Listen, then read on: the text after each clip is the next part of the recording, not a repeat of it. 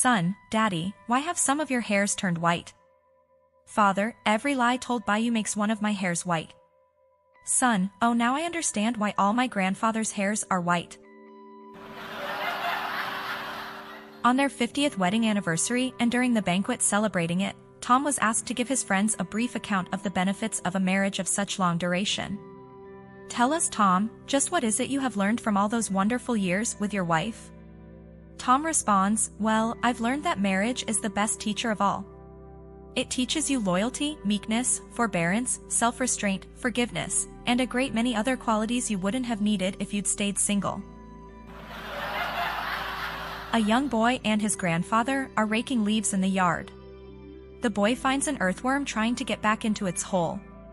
He says, Grandpa, I bet I can put that worm back in that hole. His grandfather replies, I'll bet you $5 you can't. It's too wiggly and limp to put back in that little hole. The boy runs into the house and comes back out with a can of hairspray. He sprays the worm until it is straight and stiff as a board. Then he puts the worm back into the hole. The grandfather hands the boy $5, grabs the hairspray, and runs into the house. 30 minutes later, the grandfather comes back out and hands the boy another $5. The boy says, Grandpa, you already gave me the $5. The grandfather replies, I know. That's from your grandma. The wife and I had come to town to pick up a few things. We came out of one store and saw a cop writing a ticket for illegal parking right in front of us on the curb. So we asked him nicely to give a couple of retirees a break. But he paid us no attention and kept writing. Just loud enough for him to hear, my wife said, What a bozo. The cop looked up, stared at my wife, then started writing out another ticket. I said, Honey, this guy probably just learned to read and write, and he's so proud of himself, he's showing off. The cop tore off the second ticket and started on a third. We kept making comments and he kept writing tickets till he was up to about half a dozen. Finally, glaring at us, the cop left, and we walked down the street. We didn't care about the tickets. We always take the bus into town, and anyway, that car was one of those obnoxious Hummers. Being retired, we always try to find ways to keep ourselves amused. A little old lady went to the Bank of Canada one day, carrying a bag of money.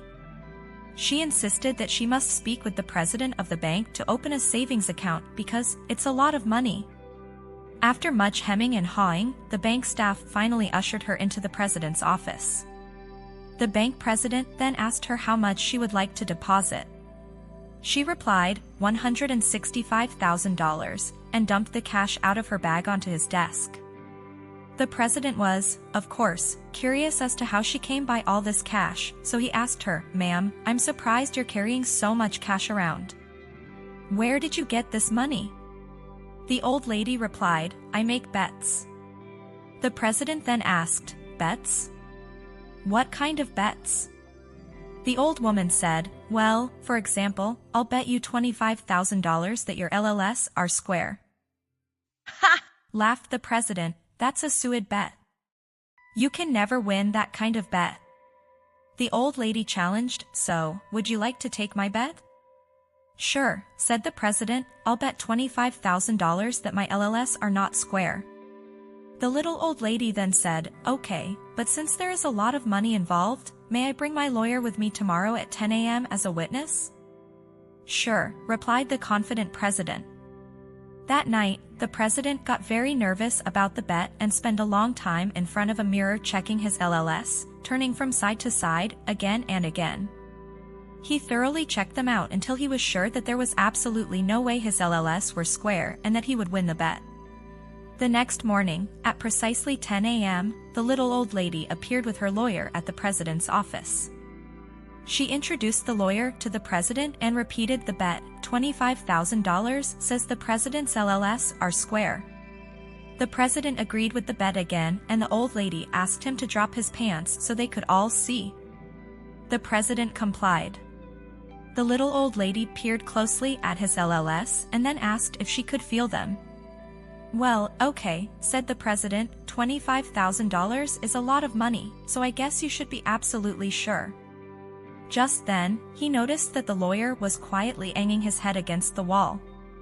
The president asked the old lady, "What the hell's the matter with your lawyer?"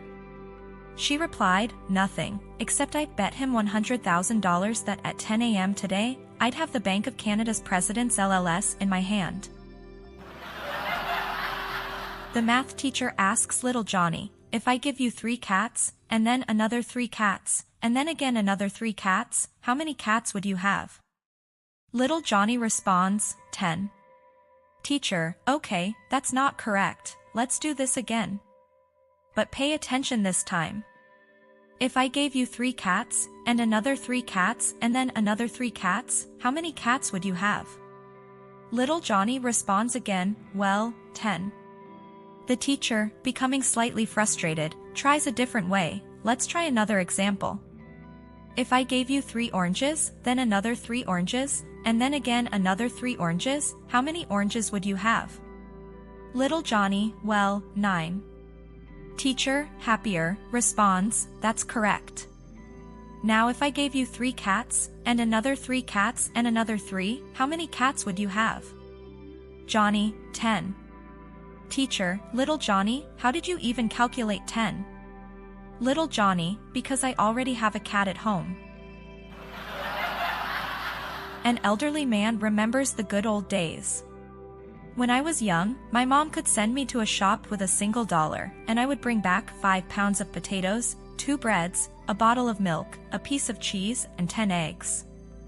Nowadays, that's impossible, there are simply too many security cameras. A white-haired old man walked into a jeweler store on a Friday, with a beautiful young lady at his side. "I'm looking for a special ring for my girlfriend," he said.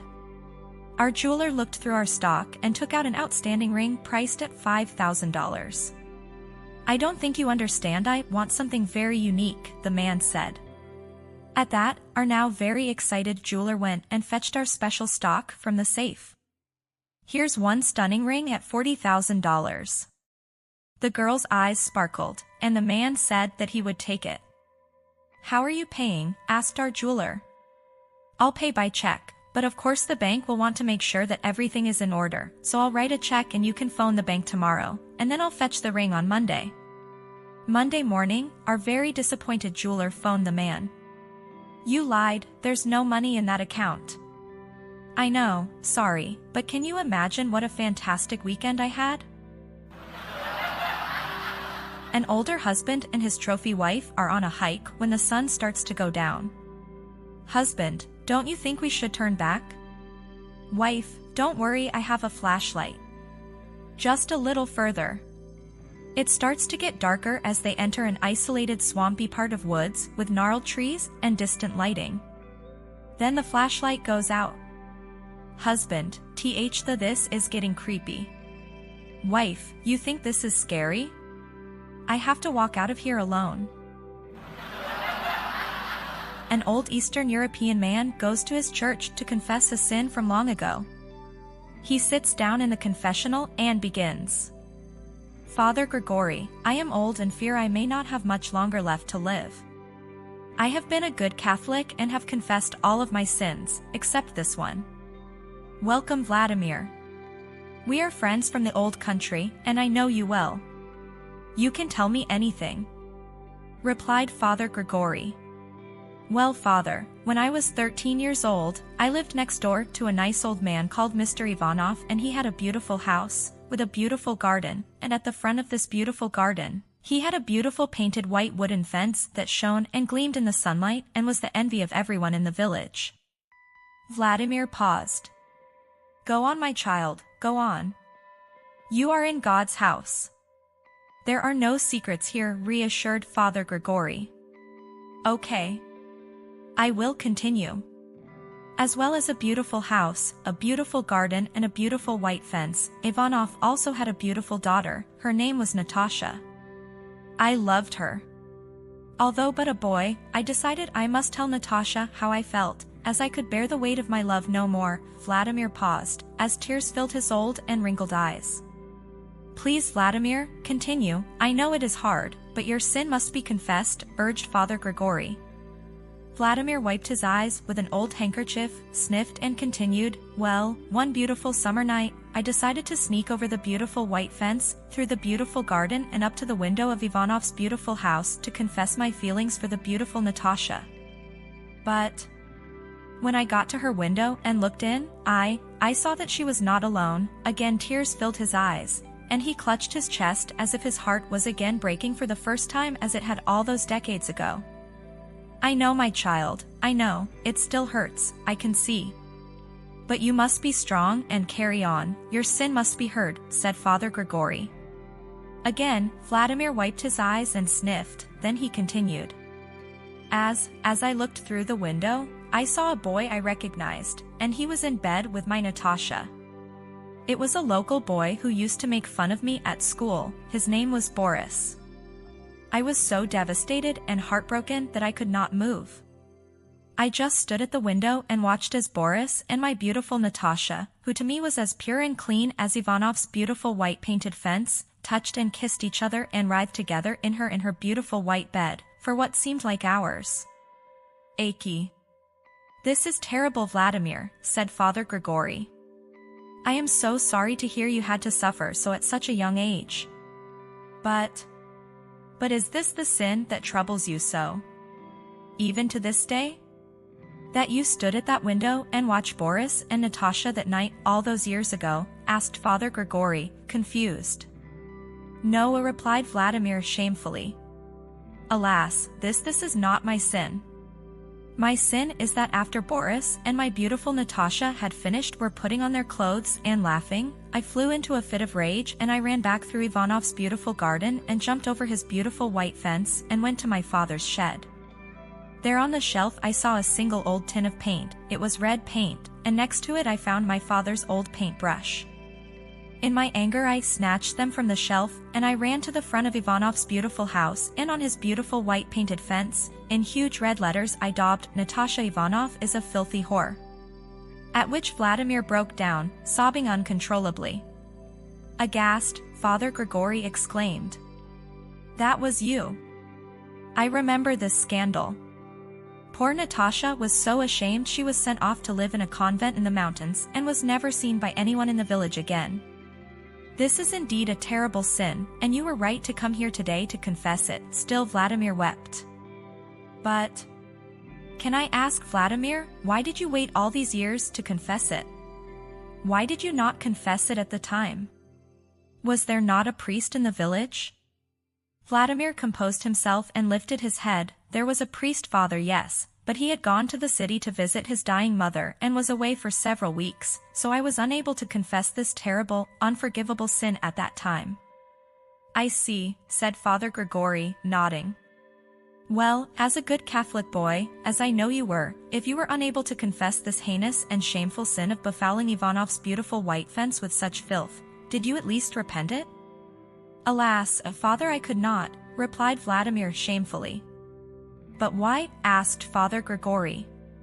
Because, father, replied Vladimir, I had no white paint. A man was talking to his wife about going to the Social Security office. He said he would go the next day. So the next morning he goes, but when he gets there he realized he forgot his license, and she said that was fine, she could tell his age by the hair on his chest. So he opened his shirt and everything went smoothly. He got home and told his wife what happened, and she said, well, honey, if you would have pulled down your pants you could have filed for disability. An old country boy with a bucket full of live fish was approached by a game warden. The game warden asked the man, may I see your fishing license, please? No, sir. Don't need one. These here are my pet fish. Pet fish, the game warden barked. Yep. Once a week, I bring these here fish o' mine down to the lake and let 'em swim around for a while. Then when I whistle, they swim right back into my net and I take 'em. Hogwash. You're under arrest. He said. It's the truth. I'll show ya. We do this all the time. We do, now, do we? Smirked the warden. Prove it. He released the fish into the lake and stood and waited. After a few minutes, the warden said, Well? Well, what? The warden asked, When are you going to call them back? Call who back? The fish, replied the warden. What fish? Hey, there, I put a lot effort into making these videos, so please subscribe for more jokes and stay happy.